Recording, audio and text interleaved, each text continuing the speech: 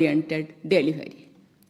Over the decades, our partnership has not only been reinforced by our past collaboration, but also by the promise of its bright future.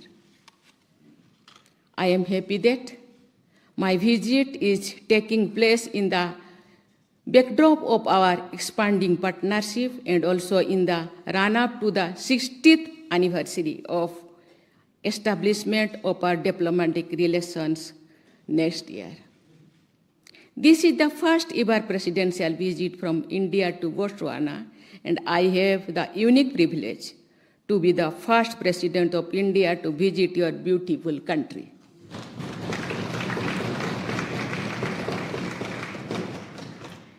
It has been an honor for India to have been an early partner in Botswana's nation-building journey. Our cooperation has expanded across many sectors: education, health, technology, agriculture, defense, trade, and investments. However, among the sectors of our cooperation, we in India are most proud of our ongoing partnership in the field of capacity building and human resource development. In the last decade alone, more than 1,000 young friends from Botswana have studied and trained in India, returning home with new skills, expanded knowledge, and most of all, lasting friendships. Your Excellency, these people-to-people connections are, in fact, the real strength and driver of our enduring ties of friendship and cooperation. Excellencies, we as democracies need to be sensitive to the dreams and aspirations of our people, especially to the expectations of our youth. They indeed are the future, and they will define the trajectories that our countries eventually end up taking. The youth today do not just need education and skilling, but they also need avenues to build their professional lives and channelize their creative energies in nation-building efforts. For this to happen, we need to ensure robust and durable economic growth that is also environmentally sustainable. Today, as our economies modernize and diversify, new opportunities are emerging. We need to harness these new opportunities for the benefit of our people. Indian firms are active in Botswana's diamond, energy, and infrastructure sectors. We see immense scope for collaboration in renewable energy, digital innovation, pharmaceuticals, and mining. I invite the business communities from both our countries to work in collaboration to harness the full potential of our economic partnership. This would also be in consonance with Government of Botswana's Vision 2036 initiative.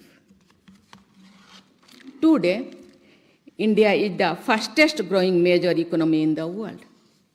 We are on a robust growth trajectory driven by structural reforms, digital transformation, expanding infrastructure, and a youthful workforce, which sustains GDP growth average 7 to 8% annually.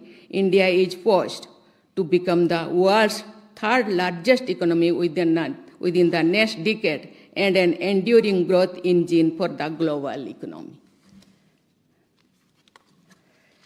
The vision of Government of India of a Viksit Bharat, developed India by 2047 aims to transform India into a fully developed, inclusive, and resilient nation by the centenary of its independence, emphasizing innovation-led industrialization, clean energy transition, global competitiveness, and equitable prosperity. Honorable Mr. Speaker and members, our two countries are united in our belief that global development must be inclusive. Technology and progress should benefit all humanity, and not just a few pockets. India and Botswana can together contribute meaningfully to a fairer and more sustainable world order. One that not only supports but also helps build meaningful global South collaboration and a reformed multilateralism. We thank the government of Botswana for their support to India's efforts for a reformed and expanded UN Security Council. In the larger context of South-South cooperation, the role of Africa cannot be overstated. Africa is the continent of the future. With its youthful demographics and vast natural resources, the continent can fuel the growth of global economy. Guided by the 10 principles enunciated by our Prime Minister in 2018, India is firmly committed to expanding its partnership with the African region within the framework of India-Africa Forum Summit. The collaboration between India and African countries can help unlock the energies of our 2.8 billion people, which is 40% of world's population. It is a matter of immense satisfaction for us that during India's presidency of G20 in 2023, we welcomed the African Union as a permanent member of G20. I firmly believe that India's vision of Viksit Bharat by 2047 and Africa's Agenda 2063 present an opportunity for active collaboration among our countries. If we can link our trajectories in a self-sustaining, positive manner, we can unleash our true economic potential, thus lifting millions out of poverty and giving everyone a chance to fulfill their dreams and aspirations. Honorable Mr. Speaker and members, the friendship between our nations is not just between the governments. It is a friendship between peoples who respect each other and share the same hopes for a peaceful and prosperous future. The vibrant Indian community in Botswana has been part of this inspiring bilateral partnership for over a century. While we celebrate their successes in your country, we also express our gratitude to the government and the people of this great country who accepted their Indian origin brothers and sisters with open arms and gave them an opportunity to contribute to economic development of Botswana and strengthening people-to-people ties between our two countries. Honorable Mr. Speaker and members, India is firmly committed to further deepen its partnership with Botswana across sectors and to share its development experience with Botswana. Let us work together to build a partnership that enriches both our nations and contributes to the greater good of the world. I thank you, Honorable Speaker and members of Parliament, for the gracious welcome extended to me and my delegation and for giving me this honor. May the friendship between India and Botswana continue to grow. Pula, Joy Hind.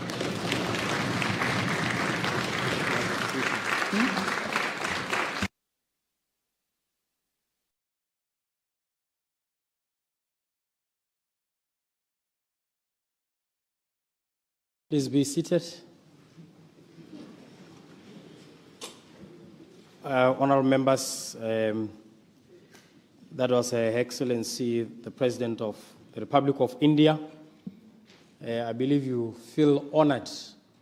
And Your 10 years ago, the now Vice President and I, together with a few members of the 11th Parliament, visited India. And the tie that I was wearing today, I bought it in Bengaluru. And I was told that for 10 years, because it's silk, it will still be intact. And it's indeed intact. And we are honored to have been visited by the largest democracy in the world, the world's most populous country now. I know you surpassed China recently. Honourable members, I now invite Leader of the House and Minister for State President, Honourable Moeti Mohasa, to give a vote of thanks to Her Excellency. Leader of the House. Thank you, Mr. Speaker. Your Excellency, the President of the Republic of India, Ms. Droupadi Murmu, Your Honor, the Speaker of the National Assembly, Your Honor, the Vice President of the Republic of Botswana, honorable members of Parliament, distinguished guests, ladies and gentlemen, good afternoon. Mr. Speaker, it is with the highest honor and privilege that I rise on behalf of this Honorable House and the people of the Republic of Botswana to place on record our deep and heartfelt gratitude to Her Excellency, the President of the Republic of India, Ms. Droupadi Murmu, for her historic visit to our Republic and for addressing this Honorable House. Your Excellency, your presence in this Parliament is a moment of great significance for Botswana. It is a demonstration of the enduring friendship and strategic partnership between our two nations, a partnership built on mutual respect, shared values, and common aspirations of democracy, development, and human dignity.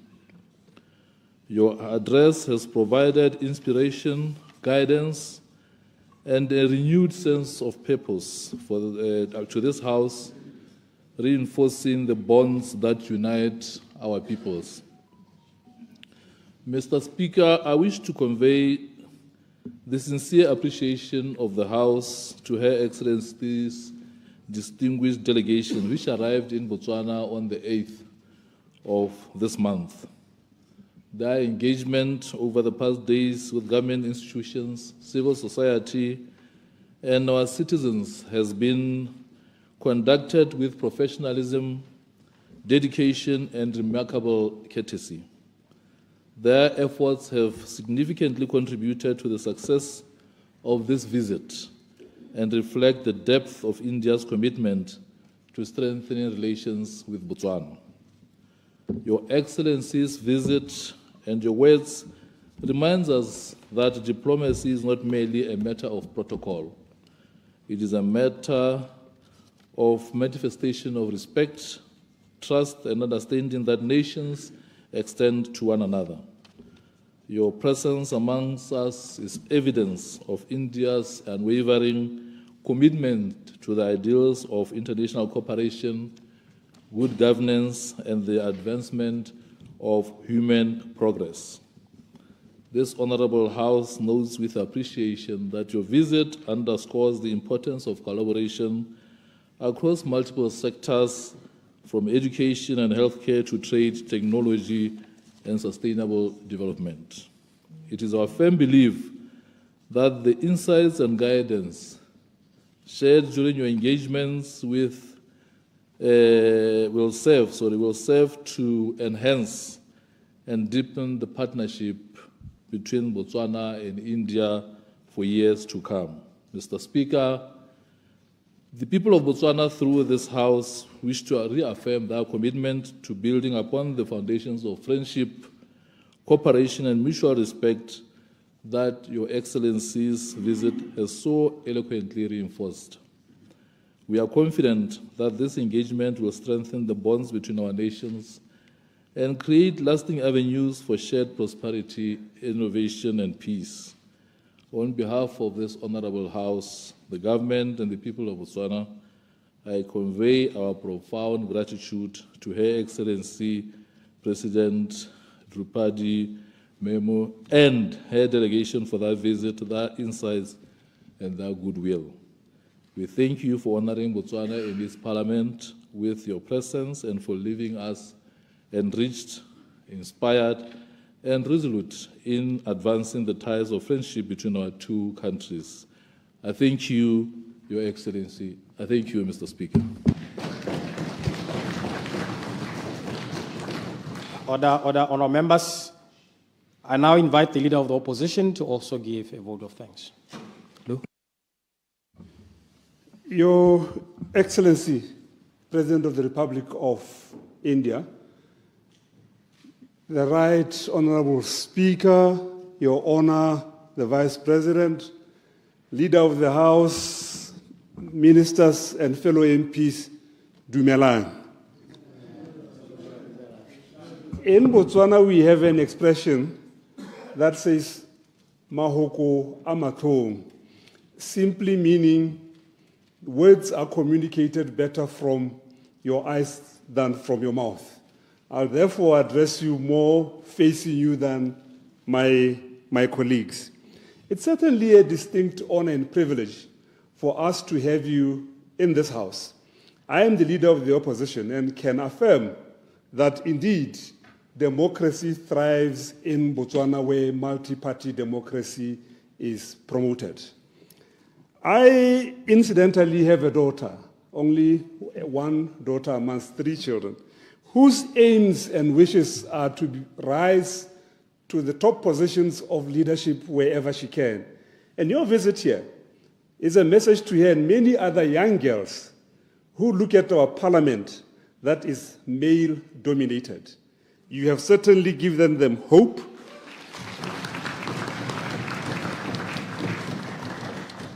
You have certainly given them hope that the sky is the limit. Your presence is a powerful symbol of our enduring friendship. We have many things in common as the two countries. Of course, we also do have a number of attributes that are starkly different. You have a huge population. We are a very small nation of only 2.5 million people. And we look forward to learning from you as we march forward as a country. As we celebrate these ties, we also reflect on the challenges facing our own country. And we hope that as we seek to transform the Republic, transform and strengthen its institutions, build its economy, embark on the route of using technology in our different spheres of our lives, that we will learn from what your country has achieved. In closing, on behalf of the opposition, and I did, on behalf of my colleagues across the aisle, and on behalf of all Botswana, we hope you have a pleasant stay in Botswana. We normally conclude, being a dry country, and in the rainy season, we conclude by normally calling on the Almighty to bless us with rain. Pula.